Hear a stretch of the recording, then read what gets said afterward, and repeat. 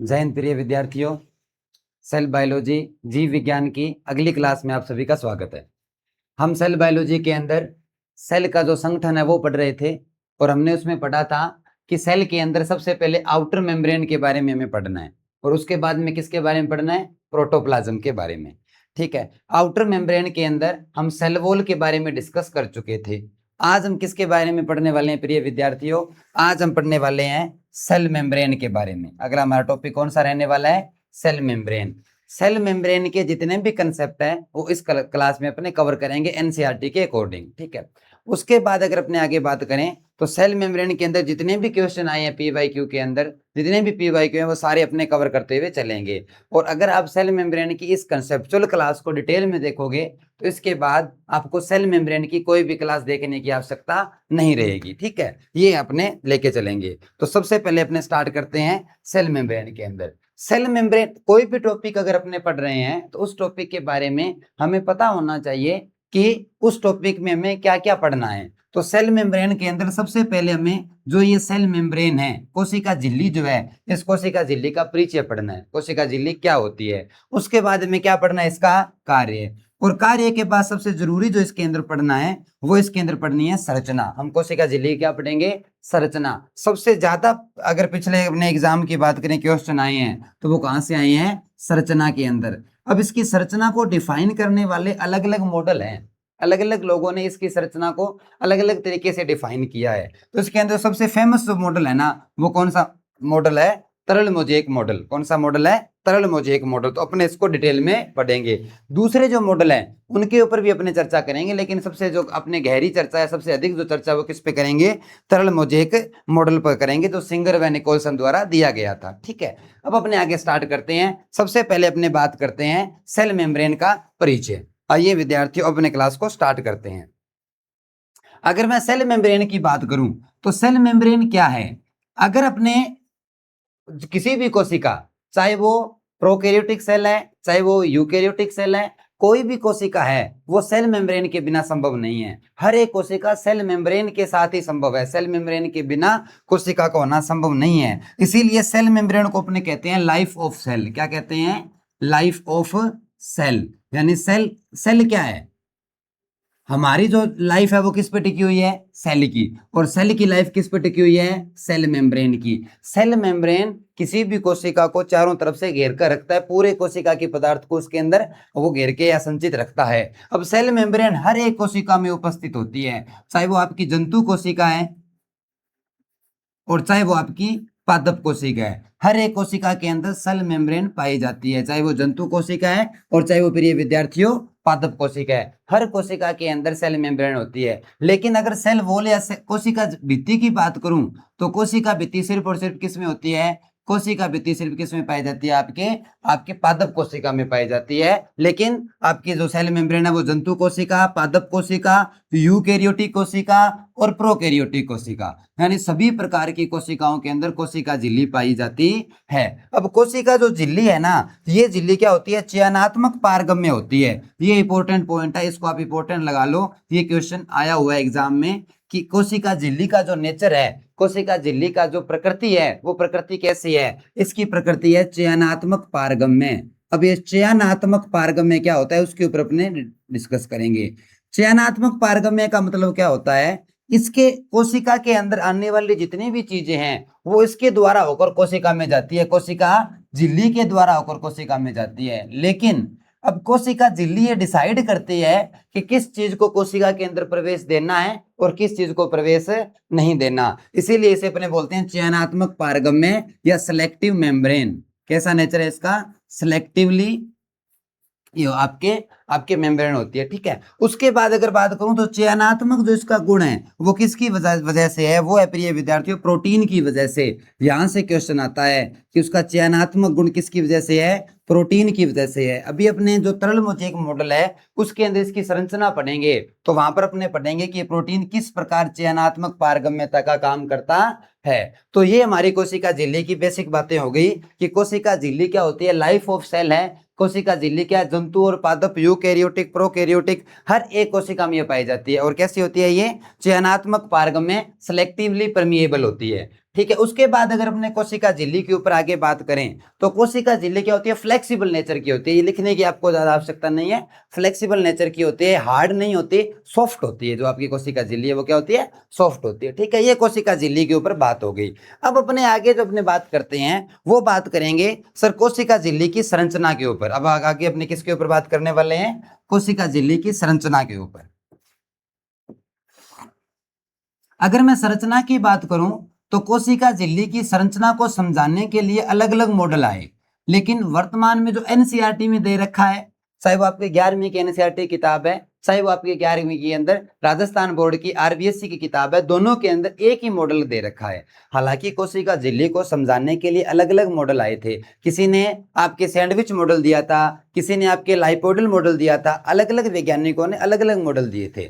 लेकिन वर्तमान के अंदर सबसे ज्यादा जो प्रचलन में है वो कौन सा मॉडल है, तरल मोज़ेक मॉडल। तो अपन इसकी संरचना को समझने के लिए किस मॉडल को समझेंगे, तरल मोज़ेक मॉडल को। इसकी संरचना में हम किसको समझने वाले हैं, तरल मोज़ेक मॉडल। इसके ऊपर अपने चर्चा करेंगे। अगर ये मॉडल आपने ढंग से समझ लिया तो आपका जो पूरा का पूरा काम है कोशिका झिल्ली का बन जाएगा। और आपको पता है कि कोशिका झिल्ली आपके एग्जाम में कितना इंपॉर्टेंट पार्ट है वो प्ले करती है। अच्छा, अगर अपने तरल मोज़ेक मॉडल के ऊपर बात करें तो तरल मोज़ेक मॉडल को समझने से पहले हमें इसका संगठन पता होना चाहिए कि तरल मोज़ेक मॉडल में क्या क्या पाया जाता है। तरल मोज़ेक मॉडल को समझने के लिए हमें पता होना चाहिए कोशिका का संगठन क्या है, ये आपको पता होना चाहिए। तो संरचना के समझने से पहले हमें क्या पढ़ना है, कोशिका का, कोशिका झिल्ली का संगठन। कोशिका झिल्ली के संगठन की बात करूं तो कोशिका के अंदर तीन चीजें पाई जाती है। कोशिका के संगठन में कितनी चीजें पाई जाती है, तीन। कौन कौन सी पाई जाती है, पहला इसके अंदर पाया जाता है आपका लिपिड। पहला क्या होता है इसमें, लिपिड। लिपिड का मतलब क्या है, पूरा डिटेल में अपने पढ़ेंगे लिपिड क्या होता है, कौन सा लिपिड होता है और कैसा होता है। ठीक है। दूसरा इसके अंदर क्या होता है, लिपिड के बाद में, लिपिड के बाद में प्रिय विद्यार्थियों इसमें पाई जाती है प्रोटीन। लिपिड के बाद इसमें क्या होती है, प्रोटीन। और प्रोटीन के बाद इसमें क्या पाया जाता है, कार्बोहाइड्रेट।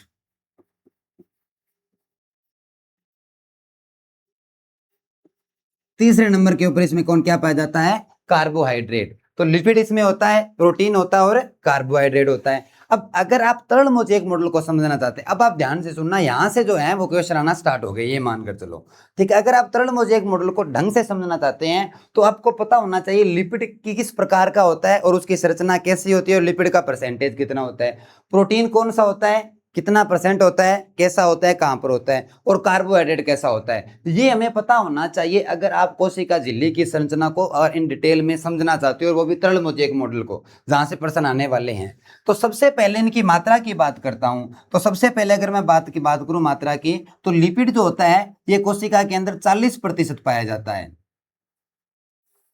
अगर मैं प्रोटीन की बात करूं तो ये 55% पाया जाता है। किसी भी कोशिका में प्रोटीन की जो मात्रा है वो कितनी होती है प्रिय विद्यार्थियों, प्रोटीन जो उसके अंदर है वो 55% होता है। लिपिड कितना हो गया 40, प्रोटीन 45, और कार्बोहाइड्रेट कितना हो गया आपका, कार्बोहाइड्रेट 1 से 5% कार्बोहाइड्रेट पाया जाता है। ये इसका मैंने आपको संगठन बताया। अब तरल मोज़ेक मॉडल के अंदर सबसे पहले आपको पता होना चाहिए लिपिड कौन सा होता है, कैसा होता है, प्रोटीन कैसी होती है और कार्बोहाइड्रेट कैसा होता है। तो सबसे पहले अपने बात करते हैं अपने लिपिड के ऊपर। देखो प्रिय विद्यार्थियों, अपने बात करते हैं लिपिड की।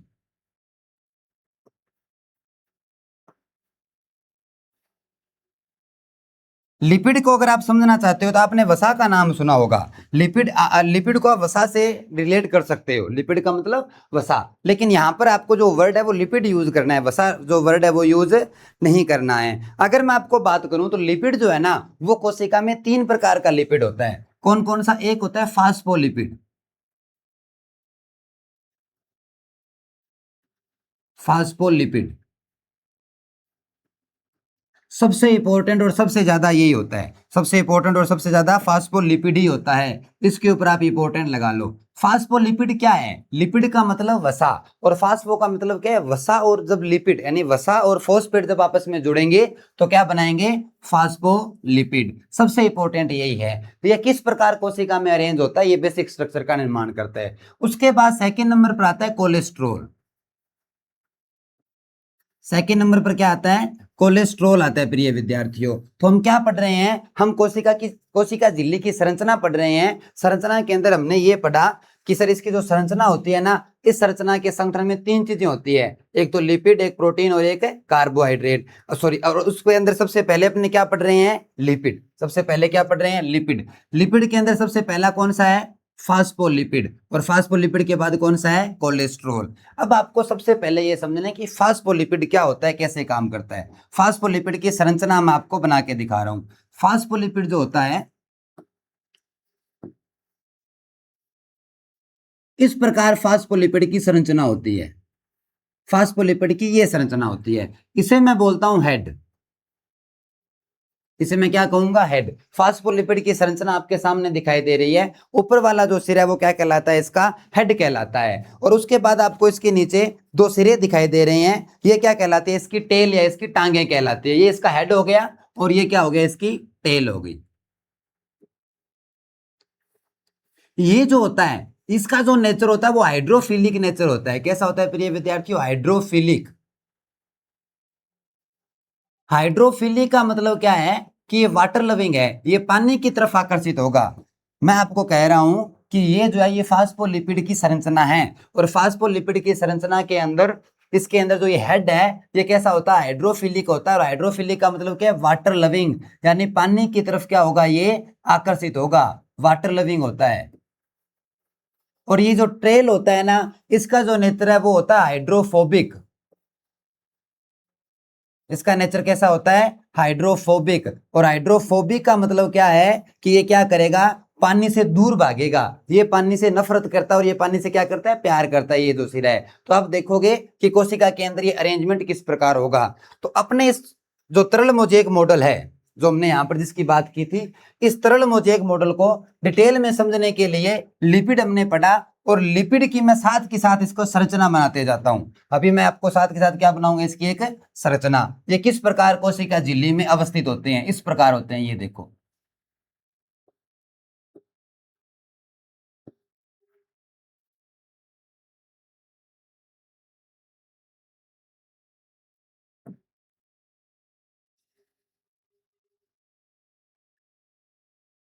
ये मैं लिपिड बना रहा हूं।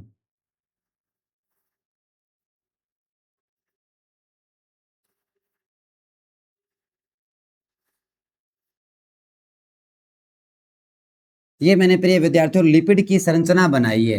ये सारी किसकी संरचना बनाई है, मैंने लिपिड की संरचनाएं बनाई है। और दूसरी तरफ इस प्रकार लिपिड लगा होता है।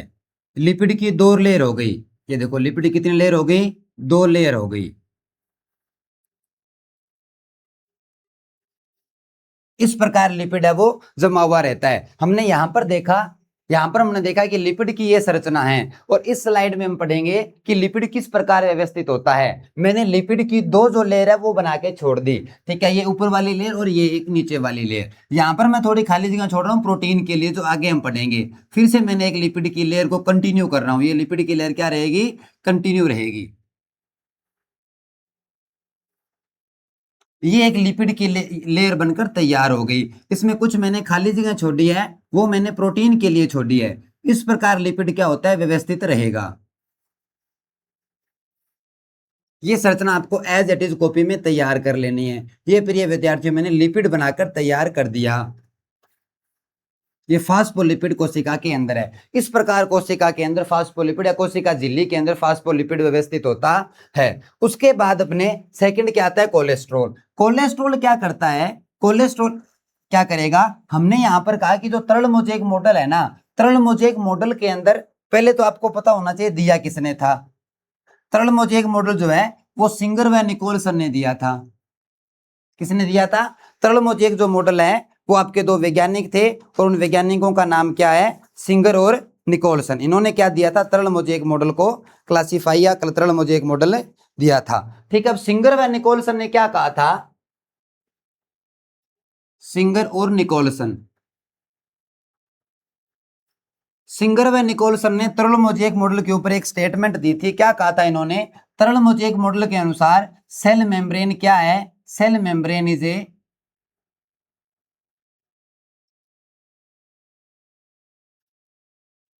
CO phospholipid sea of phospholipid iceberg in the sea of phospholipid. क्या कहते हैं उन्होंने? Iceberg in the sea of phospholipid. Iceberg in the sea of phospholipid. आपके जो तरल मोजेक मॉडल है उसके ऊपर सिंगर व निकोलसन ने ये स्टेटमेंट दिया था। उन्होंने कहा था, इसको मैं हिंदी में आपको बता रहा हूं, कि ये जो आपकी आइसबर्ग है, प्रोटीन की आइसबर्ग है। किसकी आइसबर्ग है?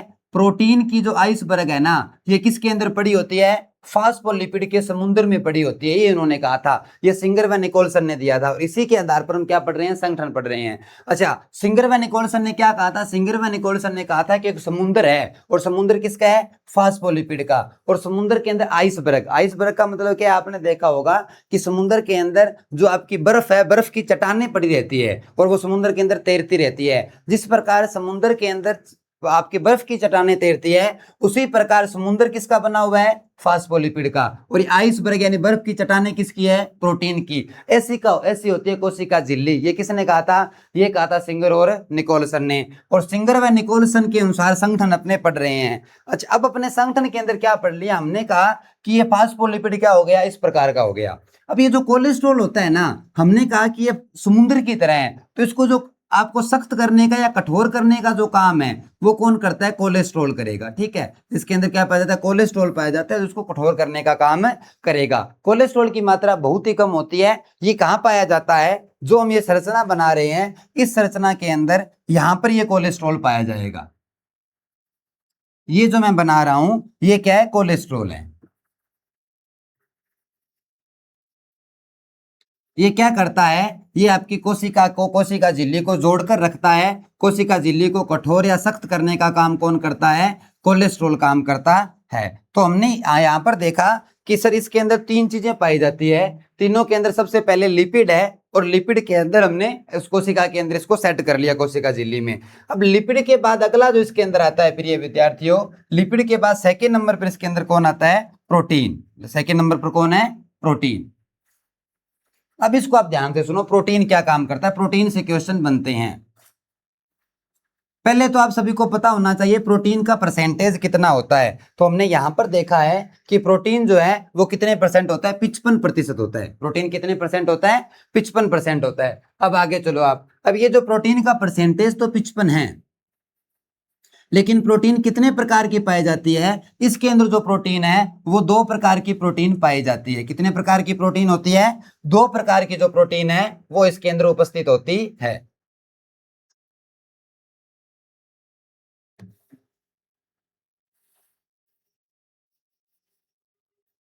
जो एक तो आपकी जो प्रोटीन को जो मैं क्लासिफाई कर रहा हूं, तो इसके अंदर आपकी जो प्रोटीन है उसको मैंने टू पार्ट के अंदर क्लासिफाई कर दिया। कितने पार्ट में क्लासिफाई किया मैंने इसको?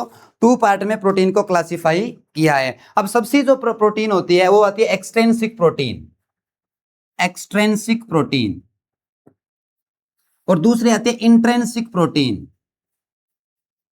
Intrinsic protein. पहली जो प्रोटीन है वो आपकी कौन सी प्रोटीन है? वो आपकी एक्सट्रेंसिक प्रोटीन है। और दूसरी किस प्रकार की होती है?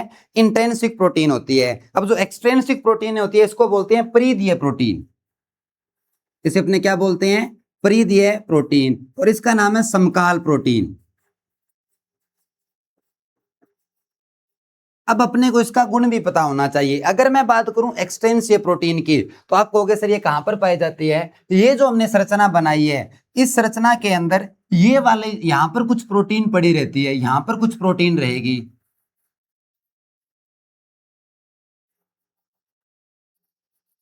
ये जो प्रोटीन आपको दिखाई दे रही है जो बाहर पड़ी हुई है, ये प्रोटीन क्या कहलाती है? ये आपकी एक्सट्रेंसिक प्रोटीन कहलाती है। यहां पर इस प्रकार ये प्रोटीन अवस्थित होती है, यानी ये क्या रहती है? कोशिका झिल्ली के ऊपर लगी रहती है। ठीक है, इस प्रोटीन को मैं क्या नाम दूंगा? इस प्रोटीन को मैं बोलता हूं एक्सट्रेंसिक प्रोटीन, एक्सट्रेंसिक प्रोटीन। तो एक तो आपकी ये एक्सट्रिंसिक प्रोटीन हो गई, लेकिन दूसरी जो सबसे इंपॉर्टेंट जो है वो कौन सी होती है, इंस्ट्रिंसिक प्रोटीन या समकाल प्रोटीन। ये मोस्ट इंपॉर्टेंट है प्रिय विद्यार्थियों, कौन सी आपकी एक्सट्रिंसिक जो प्रोटीन है। ये जो एक्सट्रिंसिक या समकाल जो प्रोटीन होती है ना, ये कहां पर होगी, ये यहां पर जो मैंने खाली जगह छोड़ी हुई है यहां पर पाई जाती है। ये देखो, ये जो आपका भाग, ये जो पोर्शन है यहां पर, ये जो है इस प्रकार प्रोटीन लगी रहती है।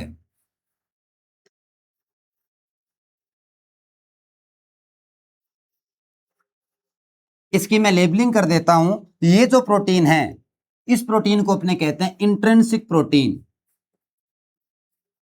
Intrinsic protein. और ये जो इंट्रिंसिक प्रोटीन है ना, ये डिसाइड करेगी, मान लो कोई कण है, ये कोशिका के अंदर का भाग है और ये झिल्ली के बाहर का भाग है, यहां से कुछ भी आएगा, कुछ भी ट्रांसपोर्ट होगा तो वो किसके द्वारा ट्रांसपोर्ट होगा, इस प्रोटीन के द्वारा। और ये कौन सी प्रोटीन है, इंट्रिंसिक प्रोटीन। तो यही प्रोटीन डिसाइड करेगी कि कोशिका के अंदर कौन सी चीजें आनी चाहिए और कौन सी नहीं आनी चाहिए। तो आप कहोगे कि समकाल प्रोटीन क्या करती है, समकाल प्रोटीन कोशिका को चयनात्मक पारगम्य बनाती है, समकाल प्रोटीन कोशिका को चयनात्मक पारगम्य बनाती है। क्वेश्चन आएगा कि कोशिका झिल्ली का नेचर कैसा होता है, आप कहोगे चयनात्मक पारगम्य। और चयनात्मक पारगम्य होने का कारण क्या है, इंट्रिंसिक प्रोटीन यानी समकाल प्रोटीन। ये आपको ध्यान में रखना है, ठीक है। ये जो प्रोटीन होती है, ये जो आपके फास्फोलिपिड जो है या जो वसीय जो परतें हैं, या ये फास्फोलिपिड के बीच में धसी होती है। तो इसमें आप लिख सकते हो ये प्रोटीन कहां पर होती है, फास्फोलिपिड के बीच में धसी होती है, फास्फोलिपिड के बीच में। अपने नोट्स के अंदर आप नोट कर लेना, बीच में धसी होती है। और ये क्या होती है, ये फास्फोलिपिड के ऊपर लगी होती है। इसको आसानी से अलग भी किया जा सकता है, इसको आसानी से अलग किया जा सकता है। ये फास्फोलिपिड के कहां पर होती है, ऊपर होती है। ये फास्फोलिपिड से आसानी से अलग की जा सकती है। ये फास्फोलिपिड के बीच में धसी होती है। ये क्या करती है, कोशिका झिल्ली को चयनात्मक पारगम्य बनाने का काम करती है। तो ये आपकी कोशिका झिल्ली की संरचना बन गई, लेकिन अभी तक पूरी संरचना नहीं बनी। हमने कहा कि कोशिका झिल्ली के अंदर तरल मोज़ेक मॉडल के अकॉर्डिंग तीन चीजें हैं। लिपिड है, लिपिड के अंदर भी सबसे पहले हमने बना लिया। उसके बाद क्या है, प्रोटीन, और उसके बाद क्या है, कार्बोहाइड्रेट है। कार्बोहाइड्रेट के अंदर अपने बात करें तो बात आती है कार्बोहाइड्रेट की। अब ये जो कार्बोहाइड्रेट है ये कितने प्रकार का होता है, ये कार्बोहाइड्रेट भी दो प्रकार का कोशिका के अंदर पाया जाता है। अब तीसरे नंबर पर यहां पर आता है कार्बोहाइड्रेट।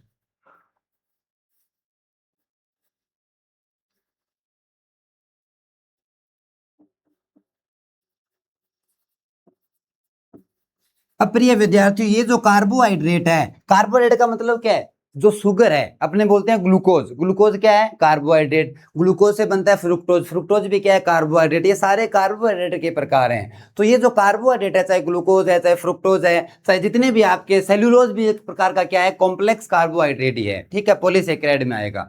अब ये जो आपका कार्बोहाइड्रेट है, यानी कार्बोहाइड्रेट को मैं शुगर कह सकता हूँ, ग्लूकोज फ्रुक्टोज ये शुगर है। ये जो शुगर है, अगर ये किसके साथ, ये दो चीजों के साथ जुड़ेगी, कार्बोहाइड्रेट एक तो जुड़ेगा प्रोटीन के साथ, किसके साथ जुड़ेगा, प्रोटीन के साथ। और दूसरा कार्बोहाइड्रेट किसके साथ जुड़ेगा, लिपिड के साथ। अगर ये जुड़ता है प्रोटीन के साथ, शुगर किसके साथ जुड़ती है, प्रोटीन के साथ, तो इसको मैं बोलूंगा ग्लाइकोप्रोटीन। इस कार्बोहाइड्रेट का नाम क्या होगा, ग्लाइकोप्रोटीन।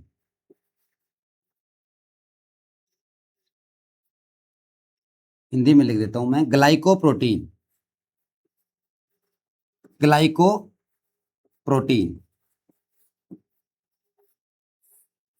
और अगर ये शुगर जो है यानी कार्बोहाइड्रेट है, अगर कार्बोहाइड्रेट किसके साथ जुड़ गया, कार्बोहाइड्रेट जुड़ जाता है किसके साथ, लिपिड के साथ। कार्बोहाइड्रेट के साथ जुड़ेगा, लिपिड के साथ, तो इसको बोलूंगा मैं ग्लाइकोलिपिड, ग्लाइकोलिपिड। अब इसको मैं किस प्रकार कोशिका की संरचना में अरेंज करता हूं वो अपने देखते हैं। ये देखो, ये क्या है, आप कहोगे सर प्रोटीन है। अगर इस प्रोटीन के साथ इस प्रकार कार्बोहाइड्रेट जुड़ा हुआ है, इस प्रकार ये कार्बोहाइड्रेट जुड़ा हुआ है, तो ये कौन सा कार्बोहाइड्रेट है, आप कहोगे ये ग्लाइकोलिपिड है। ये ग्लाइकोलिपिड जुड़ गया इसके साथ। और उसके साथ ये जो आपके बीच में फास्फोलिपिड है, फास्फोलिपिड के साथ अगर इस प्रकार आपका कार्बोहाइड्रेट जुड़ा होगा,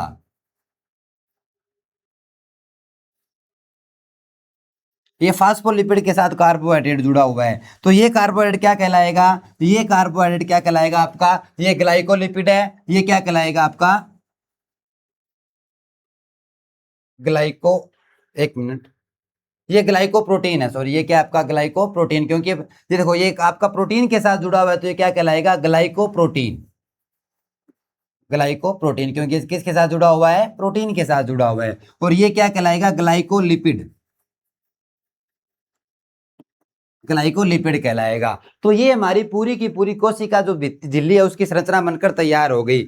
एक बार मैं आपको 1 मिनट के अंदर इसको रिवाइज कर रहा हूं। देखो, हमने कहा कि आपका जो सर्वमान्य मॉडल है वो सर्वमान्य मॉडल कौन सा है, सर्वमान्य मॉडल है तरल मोजेक मॉडल। कोशिका झिल्ली को समझाने वाला सर्वमान्य मॉडल कौन सा है, तरल मोजेक मॉडल। तरल मोजेक मॉडल किसने दिया था, सिंगर और निकोलसन ने दिया था। सिंगर और निकोलसन ने क्या कहा था, protein is iceberg in the sea of phospholipid, यानी फास्फोलिपिड के समुद्र में प्रोटीन क्या है, आइसबर्ग के रूप में रहती है। अब ये जो इसके तरल मोजेक मॉडल के आधार पर कितने संगठन में कितनी चीजें हैं, आप कहोगे सर 3, एक लिपिड, एक प्रोटीन और एक क्या है, कार्बोहाइड्रेट। अब आगे चलते हैं अपने, हमने यहाँ पर देखा कि ये जो लिपिड है ना ये 2 प्रकार की है, फास्फोलिपिड और कोलेस्ट्रॉल। फास्फोलिपिड की संरचना मैंने यहाँ पर बनाई, आप कहोगे फास्फोलिपिड जो होता है उसकी संरचना इस प्रकार होती है, और इसका एक सिरा पानी से दूर जाता है और एक सिरा पानी की तरफ जाता है, यानी एक हाइड्रोफोबिक और एक हाइड्रोफोबिक और हाइड्रोफिलिक है। उसके बाद कोलेस्ट्रॉल क्या काम करेगा, इसको कठोर करने का काम करता है, इसकी सुरक्षा का काम कोलेस्ट्रॉल के पास है। उसके बाद सेकंड नंबर इसमें क्या होती है, प्रोटीन। 2 प्रकार की प्रोटीन होती है, प्रीदीय प्रोटीन और समकाल प्रोटीन। प्रीदीय प्रोटीन क्या होती है, फिर प्रीदीय प्रोटीन कोशिका जो आपके फास्फोलिपिड है उसके ऊपर लगी होती है, और समकाल प्रोटीन बीच में धसी होती है जो चयनात्मक बनाने का कार्य करती है। यहां से प्रश्न आएगा कि कोशिका झिल्ली को चयनात्मक कौन बनाता है, कोशिका झिल्ली को चयनात्मक बनाने का काम समकाल प्रोटीन का है। ऑप्शन में हो सकता है प्रोटीन और समकाल प्रोटीन। कोशिका झिल्ली को चयनात्मक बनाने का जो काम है वो किसका है, समकाल प्रोटीन का। कार्बोहाइड्रेट भी 2 प्रकार का है, कौन कौन सा, ग्लाइकोप्रोटीन और ग्लाइकोलिपिड। उसके बाद हमने यहाँ पर इसकी बनाई संरचना। इस संरचना में आप देख सकते हैं ये जो बीच में अवस्थित किया हुआ है, ये देखो, ये यहाँ से क्या उठाया मैंने, ये फास्फोलिपिड, ये बीच में क्या लगा हुआ है, फास्फोलिपिड की 2 परतें बनाई हुई है। फास्फोलिपिड की दोनों परतों के ऊपर यहाँ पर एक क्या लगाई हुई है, प्रोटीन। कौन सी प्रोटीन है, एक्सटेंसिक प्रोटीन। यहाँ पर बीच में भी आपको एक संरचना दिखाई दे रही है, ये भी क्या है, ये भी प्रोटीन है, ये भी क्या है आपकी एक प्रोटीन है। और ये प्रोटीन कौन सी है, आप कहोगे इंट्रिंसिक प्रोटीन है, ये समकाल प्रोटीन है। ये क्या करती है, ये कोशिका झिल्ली को चयनात्मक पारगम्य बनाने का काम करती है। और इसके ऊपर और क्या लगा हुआ है, इसके ऊपर और प्रिय विद्यार्थियों ग्लाइकोलिपिड लगा हुआ है। ग्लाइकोलिपिड वो कार्बोहाइड्रेट है जो लिपिड के साथ जुड़े होते हैं। और इधर क्या लगा हुआ है, ग्लाइकोप्रोटीन। ऐसे कार्बोहाइड्रेट जो प्रोटीन के साथ जुड़े हैं उन्हें क्या बोलते हैं, अपने ग्लाइकोप्रोटीन। तो ये हमारी क्या हो गई, कोशिका झिल्ली की संरचना हो गई। कोशिका झिल्ली का जो तरल मोजेक मॉडल है वो किसने दिया था, सिंगर और निकोलसन ने दिया था। सबसे सर्वमान्य जो मॉडल है वो यही मॉडल है आपका सिंगर व निकोलसन का। अच्छा, अब अपने बात करते हैं कि इससे पहले भी कुछ मॉडल दिए गए थे। अभी जो अपने पढ़ रहे हैं, हम पढ़ रहे हैं कोशिका झिल्ली की संरचना का कौन सा मॉडल, तरल मोजेक मॉडल। यही आपकी एनसीईआरटी में दिया हुआ है, यही आपकी सभी किताबों में दिया हुआ है, प्रश्न यहीं से आता है। लेकिन इससे पहले 1-2 मॉडल और दिए गए थे। उस मॉडल की अगर अपने बात करें, थोड़ी उनके ऊपर चर्चा कर लेते हैं, कई बार क्वेश्चन वहां से पूछ लेता है। उसके अंदर एक जो मॉडल है वो किसका मॉडल आएगा, आपके एक सैंडविच मॉडल आएगा, डेनियल व डेप्सन वाला। कौन सा मॉडल आता है, सैंडविच मॉडल।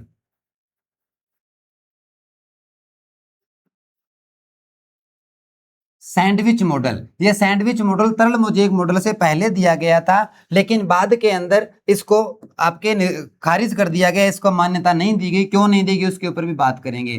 किसने दिया था, डेनियल व डेप्सन। डेनियल व डेप्सन ने तरल मोजेक मॉडल दिया था। डेनियल व डेप्सन ने क्या दिया था, अपने सैंडविच मॉडल दिया था। इन्होंने क्या किया था, आपने सैंडविच देखी होगी। इन्होंने कहा कि कोशिका जो झिल्ली होती है ना वो किसकी तरह होती है, सैंडविच की तरह होती है। किसकी तरह होती है, सैंडविच की तरह। सैंडविच की तरह का मतलब है कि इसके अंदर 3 परतें होती है। सैंडविच में क्या होता है, 2 ब्रेड लगी होती है और बीच में कुछ पदार्थ भरा होता है। इस प्रकार क्या होती है, 2 आपकी दो आपकी क्या होती है, ब्रेड लगी होती है और बीच में क्या होता है, कुछ पदार्थ भरा होता है, ठीक है। तो ये इस प्रकार की संरचना किसकी होती है, सैंडविच की होती है। इन्होंने कहा इसी संरचना की क्या होती है, कोशिका झिल्ली होती है, ठीक है। सैंडविच की संरचना की कोशिका झिल्ली होती है, तो कहा था डेनियल और डेप्सन ने। इन्होंने कहा था कि ये जो दो परतें बनी हुई है, ये परतें किसकी बनी हुई है, ये परतें प्रोटीन की परत है। ये दो परतें किसकी बनी हुई है, प्रोटीन की परतें बनी हुई है। और ये बीच में क्या है, इसके लिपिड है, ये इन्होंने कहा था। तो इसके अंदर तीन परतें हो गई, इसे इसे ट्राइलेमिनार मॉडल भी कहते हैं, ट्राइलेमिनार, यानी इसके अंदर कितनी परतें पाई जाती है, तीन परतें। लेकिन हमने कहा कि कोशिका कैसी होती है, चयनात्मक पारगम्य। तो ये चयनात्मक पारगम्य को नहीं बता रहे, ये नहीं बता पा रहे हैं कि कोशिका के अंदर चयनात्मक पारगम्यता का गुण कैसे आया। इसीलिए सैंडविच मॉडल को खारिज कर दिया गया, इसको मान्यता नहीं दी गई। क्यों नहीं दी गई, क्योंकि ये चयनात्मक पारगम्य के बारे में नहीं बता रहा था। लेकिन अभी जो सर्वमान्य मॉडल है, कौन सा मॉडल आपका, तरल मोज़ेक मॉडल, ये इसको अपने मान्यता दी गई है। अच्छा, अब कोशिका की जो झिल्ली है, इसकी मोटाई आपको पता होनी चाहिए। एक पॉइंट इसकी जो मोटाई होती है वो होती है 75 एंगस्ट्रॉन। कितनी मोटाई होती है इसकी, 75 एंगस्ट्रॉन। लेकिन आप जब कोशिका पढ़ रहे थे प्रिय विद्यार्थियों, तो कोशिका के अंदर आपने रिक्तिका पढ़ी थी, क्या पढ़ी थी, रिक्तिका। रिक्तिका के अंदर क्या था, रिक्तिका की जो झिल्ली होती है, कोशिका के अंदर रिक्तिका होती है, रिक्तिका की जो झिल्ली है ना, उस झिल्ली को बोलते हैं टोनोप्लास्ट। क्या बोलते हैं, टोनोप्लास्ट। अब ये जो टोनोप्लास्ट होता है ना, इसकी जो मोटाई है वो सबसे कम होती है 50 एंगस्ट्रॉन। और यहां से प्रश्न आता है, ZCUT सभी के अंदर प्रश्न आया हुआ है कि सबसे पतली कोशिका झिल्ली किसकी होती है, या उसका नाम क्या है। सबसे पतली कोशिका झिल्ली रिक्तिका की होती है, जिसका नाम है टोनोप्लास्ट, और इसकी मोटाई कितनी होती है, 50 एंगस्ट्रॉन। और इसकी मोटाई कितनी होती है, 75 एंगस्ट्रॉन। तो आज हमने कोशिका का अगला जो चैप्टर है वो पूरा कर लिया, अगला जो टॉपिक है वो पढ़ लिया। और टॉपिक का नाम क्या है, कोशिका झिल्ली। कोशिका झिल्ली को एक बार मैं शॉर्ट में अगर रिवाइज करूं, तो कोशिका झिल्ली सभी कोशिकाओं में होती है, चाहे वो जंतु कोशिका है चाहे वो पादप कोशिका है। अगर ये किसकी क्या होती है, चयनात्मक पारगम्य, किसकी वजह से, प्रोटीन की वजह से। मोटाई कितनी होती है, 75 एंगस्ट्रॉन। उसके बाद अगर अपने बात करें, इसका सर्वमान्य मॉडल कौन सा है, तरल मोज़ेक मॉडल। किसने दिया था, सिंगर और निकोलसन में। अकॉर्डिंग टू तरल मोज़ेक मॉडल क्या क्या चीजें होंगी, लिपिड, प्रोटीन और कार्बोहाइड्रेट। उसके बाद में बात करूं लिपिड, ये हमने लिपिड के बारे में पढ़ा था। और ये हमने क्या बनाई है, कोशिका झिल्ली की संरचना। तो ये कोशिका झिल्ली की संरचना आप कॉपी में नोटबुक अपनी कॉपी में नोट कर लो। और आप कोशिका झिल्ली से आने वाले सभी जो क्वेश्चन है वो यहाँ पर हमने कवर कर लिए। तो आप इस क्लास को बार बार रिवाइज करो, कोई चीज समझ में नहीं आए तो क्लास को दोबारा देखो। और अगर आपको समझ में नहीं आ रहा तो आप कमेंट सेक्शन में हमें बता सकते हो, अपने इसके ऊपर डिस्कस कर लेंगे। तो कोशिका झिल्ली की जो क्लास है वो यहाँ पर पूरी होती है। जय हिंद, जय भारत।